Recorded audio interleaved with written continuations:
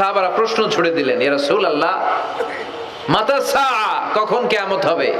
বিশ্বনবী বললেন, ইদা দুইয়াতিল আমানা, যখন আমানতের খেয়ানত হবে তখন কিয়ামত হবে।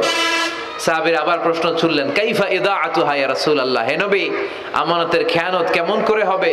বিশ্বনবী বললেন, ইদা উসিদাল আমরু ইলা গায়রি আহলিহি ফান্তাযিরিস সাআ, যে লোকটা যেই চেয়ারে বসার যোগ্য নয় তাকে যখন ওই চেয়ারে বসিয়ে দেওয়া হবে তখনই কিয়ামত হয়ে যাবে।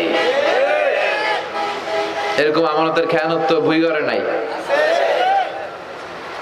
ধরেন একজনরে আপনারা প্রধান বক্তা হিসেবে দাওয়াত দিলেন, জানে না কোরআন, জানে না হাদিস, জানে না বক্তৃতা, এটা কিয়ামতের আলামত না?